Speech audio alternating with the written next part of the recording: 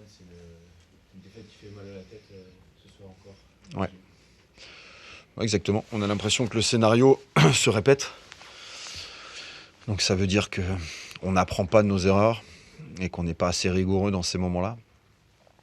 On avait la sensation de faire plutôt un match très cohérent, mais qui est sanctionné par un manque de solidité, par un manque d'agressivité. Voilà, on n'est pas assez costaud pour pouvoir mettre en valeur ce qu'on est capable de faire avec le ballon. Aujourd'hui, on est à la merci de n'importe qui. Parce qu'on n'est pas en mesure de gagner des duels, parce qu'on n'est pas en mesure de gagner des 1 contre 1, notamment dans des périodes un peu particulières, où il y a des scénarios à gérer. Et c'est là où on doit faire preuve de beaucoup plus de maturité. Voilà, que les cadres puissent faire transpirer ça. Malgré tout, voilà, on a sur la fin de match, en tout cas, on a de jeunes joueurs sur le plan défensif. On sait que voilà, ils doivent faire beaucoup mieux sur l'aspect défensif et agressivité des choses.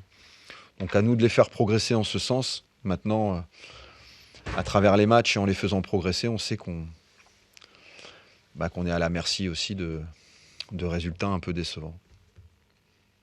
Vous l'avez dit, les scénarios se répètent. Mm. Il y a les blessures également qui Se répètent. se répètent dans le secteur défensif.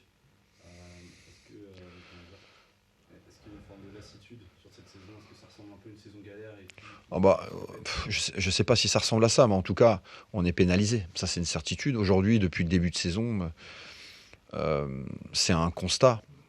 J'ai jamais, en tout cas, le staff, on n'a jamais le groupe entier à disposition.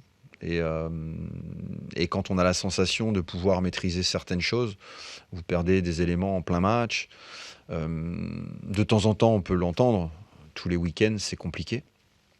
Et voilà, maintenant, malgré tout, dans ces moments-là, il faut que les autres qui prennent le relais, qui ont leur chance, soient plus déterminés, soient en capacité à répondre présent de meilleures factures que ce que ça a été ce soir. Parce qu'aujourd'hui, je trouve qu'on a fait un match très très cohérent, qui n'aurait pas mérité d'être sanctionné. Mais ça l'est. Ça veut dire qu'il y a des choses qu'on ne maîtrise pas. Donc soit on est capable d'apprendre, soit on est au maximum. Voilà.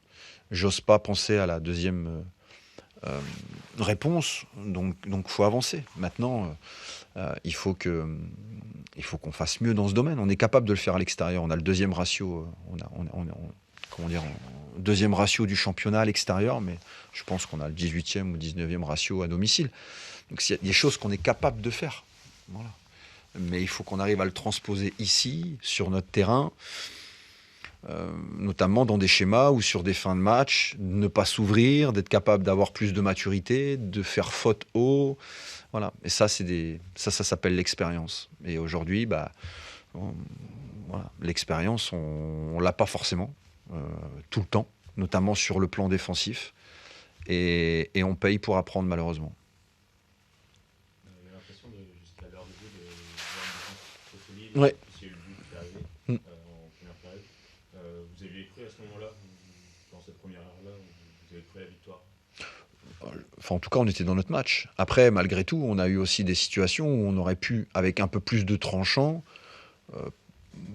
passer vraiment de manière agréable au score et de pouvoir s'octroyer des choses différentes. Je pense qu'on a eu 2-3 situations, 2-3-4 situations où on aurait dû avoir de vraies occasions en étant plus tranchant pour pouvoir se sécuriser aussi dans ce match. Mais là aussi, il faut qu'on fasse preuve de plus de maturité, preuve de plus de tranchant. Aujourd'hui, il faut que chacun puisse élever son niveau dans la capacité à défendre son périmètre, quel que soit l'endroit du terrain. Et aujourd'hui, trop souvent, dans la gestion du 1 contre 1, quand les joueurs sont un peu esselés, ou n'ont pas forcément de couverture, n'ont pas forcément de partenaires à proximité, on est en difficulté. Donc il faut qu'on soit proches les uns des autres.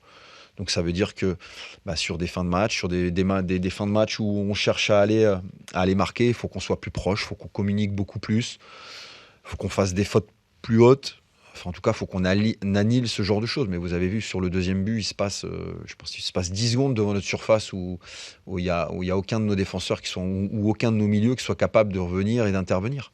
Voilà. Ça reflète mon équipe. Et par rapport à Félix Félix et Dylan, Félix, à mon avis, fait une élongation à l'ischio. Je pense que pour un bon petit moment. Et Dylan, la même chose, mais sur le quadri. Donc, dans le même match, on a perdu 2 joueurs importants. Donc, quand je vous parle d'aléa, voilà ce qu'on vit depuis pas mal de temps. Mais c'est dans ces moments-là, il faut garder le cap. Il faut tirer le meilleur de tous ceux qui sont présents. Il faut savoir aussi tirer des enseignements. Et puis trouver la clé, notamment chez nous.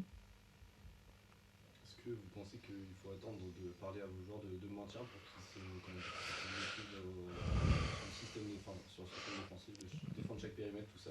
Non, je pense que, encore une fois, je pense que non, ils sont conscients de ça. La preuve, depuis le début de saison, notamment à l'extérieur, on est capable de faire ça. Mais encore une fois, je pense que pour certains, ils doivent élever leur niveau d'intensité à vouloir défendre chaque registre, chaque périmètre du terrain. D'autres, où on s'aperçoit que pour le coup, c'est de plus en plus difficile. Et voilà, à partir de maintenant, on ira avec ceux qui veulent vraiment, ou en tout cas ceux qui peuvent vraiment le faire. Ouais, c'est plus un aspect mental que physique. Le premier point, c'est mental, c'est psychologique. C'est de vouloir à tout prix gagner le ballon, quelles que soient les zones du terrain, ou en tout cas de faire gagner le ballon à son partenaire si on n'est pas en mesure de pouvoir le récupérer. Mais après, il y a le côté athlétique aussi. On le voit bien. On a des joueurs qui souffrent sur un plan défensif. On a des joueurs qui souffrent au cœur du jeu parce qu'ils ont des profils qui correspondent pas à ce genre de choses. C'est pour ça qu'ensuite, il faut être bien meilleur avec le ballon. Et comme on est une équipe moyenne plus correcte avec le ballon, mais que dans la capacité à récupérer, à avoir des duels, on est moyen, on est une équipe moyenne. Merci à vous. Quelques mauvais quand même.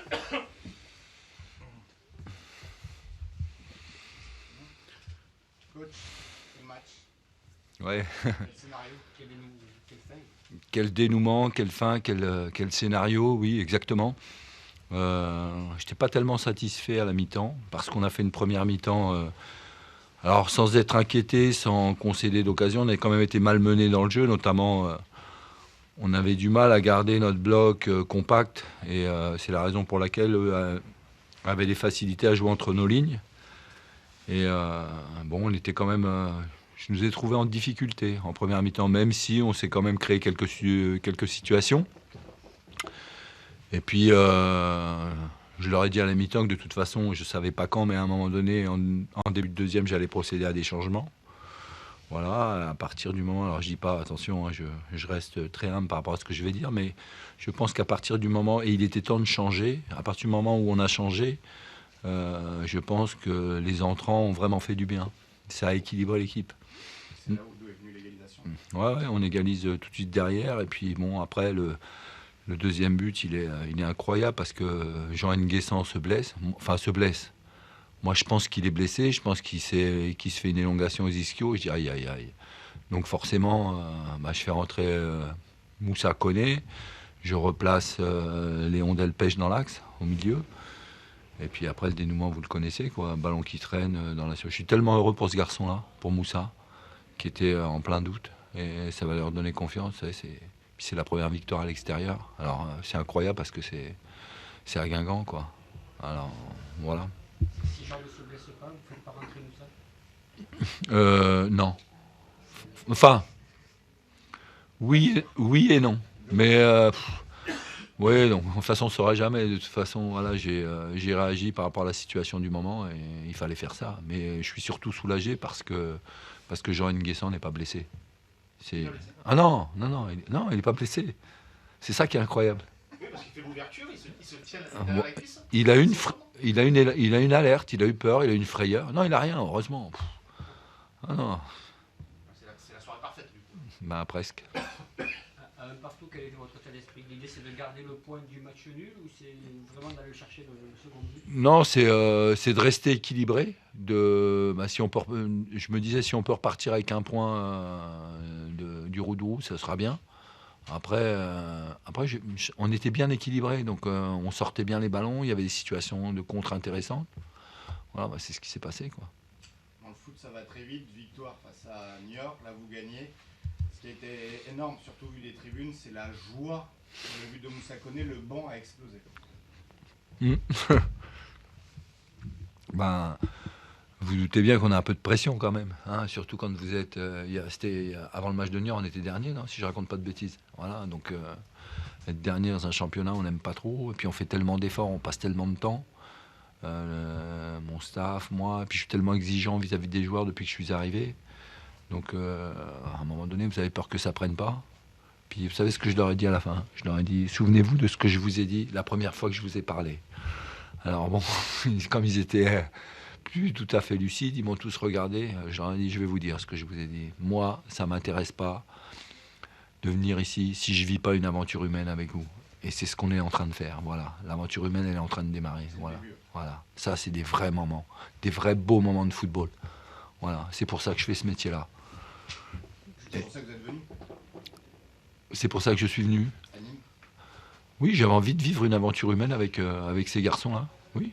Et oui, oui. De toute façon, le challenge, je le connaissais. Hein. C'était, voilà, il va falloir faire en sorte que l'équipe ne descende pas en national. Ce ne sera pas chose facile. Hein. Il y a 4 descentes directes, vous le savez très bien. C'est la raison pour laquelle j'ai accepté le challenge, parce que c'est un sacré challenge quand même. Hein. C'est pas une fin en soi d'avoir gagné à Guingamp. Il va falloir en gagner plein d'autres, des matchs. Surtout que c'est la première fois dans l'histoire du club du Nîmes Olympique, Nîmes gagne en 8 matchs, toutes compétitions confondues ici. Donc Ouais, c'est une première de la saison, une première historique. Ouais. Ça veut dire que le plus dur commence maintenant? Non, le plus dur, il a déjà commencé. Je pense que le plus dur, il a déjà commencé, mais après, à moi d'être vigilant, vous savez vous savez comme moi qu'il y a des joueurs qui sont arrivés, donc il va falloir que je trouve l'alchimie. Je pense que l'entraînement de demain après-midi va être très important. Pas l'entraînement proprement dit, le fait de retrouver tous les garçons, que ce soit ceux qui ont joué ce soir, et puis ceux qui sont restés, qui ont signé aujourd'hui, et ceux qui sont restés pour travailler à Nîmes. Voilà, je pense qu'il va falloir que je chiade mon discours demain.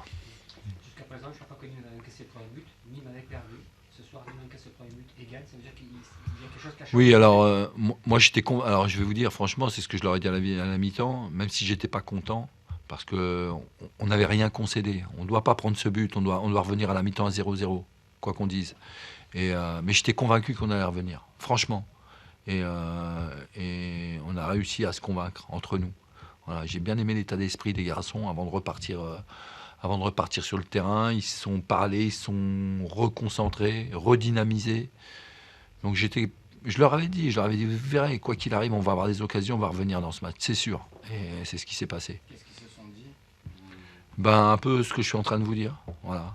Ils se sont dit que, allez, on y croit, on va le faire, on est soudés, on l'a jamais fait encore, c'est le moment. Non, franchement, ouais, je parle sans filtre. Ouais, je vous parle franchement, c'est ce qui s'est dit à la mi-temps, hormis les petits replacements sur le plan, petites corrections sur le plan tactique. Ce match, est-ce que c'est ce match référence que tous les coachs recherchent? Parce qu'il y a tout eu finalement, il y a eu du jeu, il y a eu de la volonté, l'inversion du score. Ce qui est exceptionnel surtout dans un match comme celui-ci, c'est de marquer à la dernière seconde. C'est ça surtout. Après, même si on avait fait, je vais vous dire la vérité, hein, même si on avait joué à l'envers hein, et qu'on ait gagné, franchement, surtout, c'est le scénario qui nous fait du bien pour la confiance. Voilà. On va engranger de la confiance, je pense. Enfin, j'espère. Et j'ai une petite pensée pour les supporters nîmois. Je pense que les supporters nîmois, les supporters, les vrais, ceux qui aiment le club, ceux qui étaient encore là face à Niort. 10 ce soir. Et ben tiens, aussi une pensée pour les 10 qui étaient là ce soir. Voilà, je pense qu'on leur a fait un sacré cadeau, quoi. Donc j'espère qu'il y aura du monde vendredi face à Grenoble, aux Antonins, pour nous soutenir, parce que ce match de vendredi, il est important. Même si je vais devoir me creuser la tête pour faire une équipe. Et du coup, les bons résultats des autres pelouses, Nîmes sort de la zone de relégation. Voilà, on m'a dit ça. J'ai pas regardé les résultats, j'ai juste entendu qu'on n'était plus relégable. C'est vrai? Vous me confirmez? Ouais. Mais par contre, il y a déjà un écart avec le 15e. C'est Valenciennes qui descend énormément. Il y a 4 ou 5 points. 4 points avec Valenciennes. D'accord. Non, bah c'est voilà, c'est 16e, tu signes? ah oui, complètement. Complètement. Bah oui, le 16e, il descend pas, hein, on est d'accord.